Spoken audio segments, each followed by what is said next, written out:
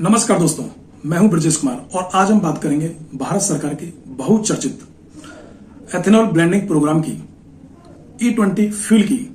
E20 क्या है, ये कैसे बनता है, क्या फ्यूचर प्लान है, क्या इसके फायदे और नुकसान।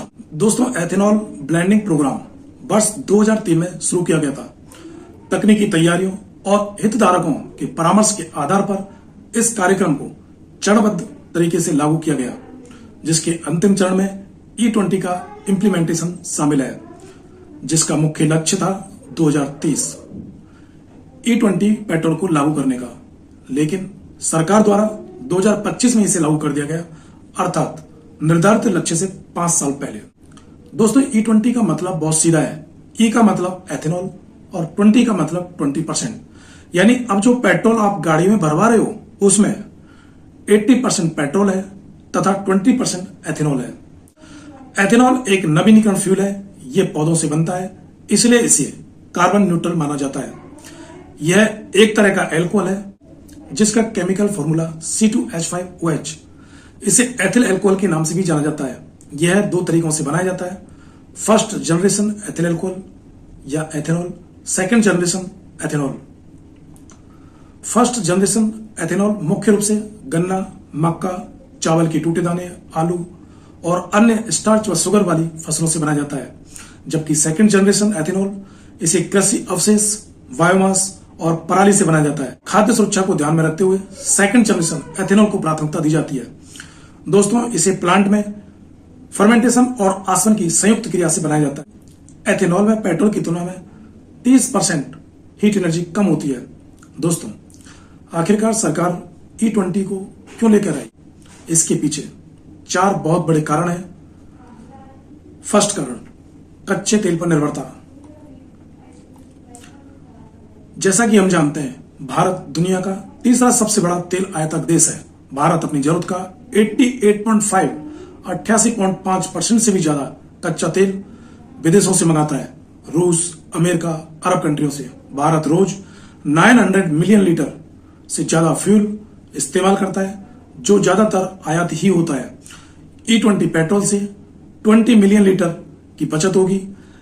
एथेनॉल ब्लेंडिंग प्रोग्राम ने कच्चे तेल के आयात में कमी लाकर देश को 1.4 लाख करोड़ रुपए से भी अधिक की विदेशी मुद्रा बचत करने में मदद की है। दूसरा कारण, किसानों की आय बढ़ाना। भारत में हर साल गन्ने का इतना उत्पादन होता है कि चीनी की कीमत गिर जाती है, जिससे किसान परेशान हो जाते हैं। सरकार ने इसी गन्ने से एथेनॉल बनाया। 2014 में जहां 421 करोड़ लीटर एथेनॉल बनता था, वहीं 2026 में यह बढ़कर 2000 करोड़ लीटर हो गया। मक्के के दाम में 138% की बढ़ोतरी हो गई। इस कार्यक्रम ने एथेनॉल उत्पादन में उपयोग होने वाले कच्चे माल की निरंतर मांग पैदा की है, जिससे किसानों की आय में वृद्धि हुई है तथा ग्रामीण अर्थव्यवस्था मजबूत हुई। तीसरा कारण, पर्यावरण। एथेनॉल एक नवीनीकरण फ्यूल है। एथेनॉल पेट्रोल के मुकाबले 30% कम कार्बन मोनोऑक्साइड रिलीज करता है। नीति आयोग के अध्ययन के मुताबिक गन्ने से बने एथेनॉल से ग्रीन हाउस गैस उत्सर्जन 65% कम तथा मक्के से 50% कम होती है। पूरे प्रोग्राम से अब तक 736 lakh metric ton carbon dioxide की बचत हुई, जो लगभग 30 करोड़ पेड़ लगाने के बराबर है। एथेनॉल से लगभग 936 lakh metric ton carbon dioxide gas में कमी आई। चौथा कारण, ऊर्जा सुरक्षा। भारत अपनी जरूरत का 88.5% से ज्यादा कच्चा तेल बाहर से मंगाता है, रूस, अमेरिका और अरब कंट्रियों से।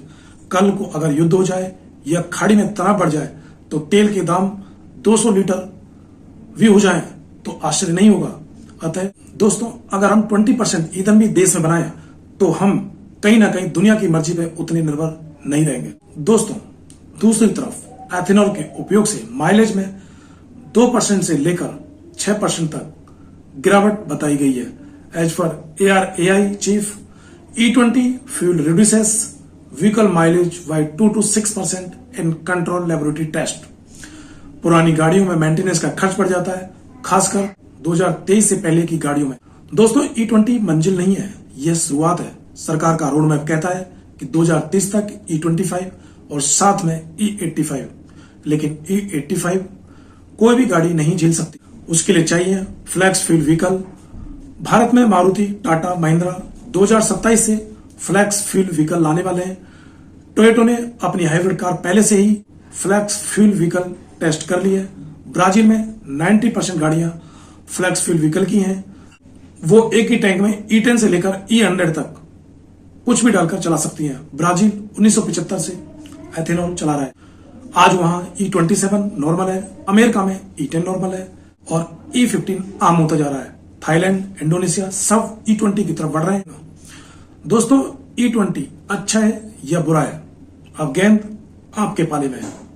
अगर आपकी गाड़ी नई है तो चिंता करने की जरूरत नहीं है, वो है E20 के लिए बनी है। अगर गाड़ी पुरानी है तो थोड़ा मेंटेनेंस पे ध्यान देना होगा।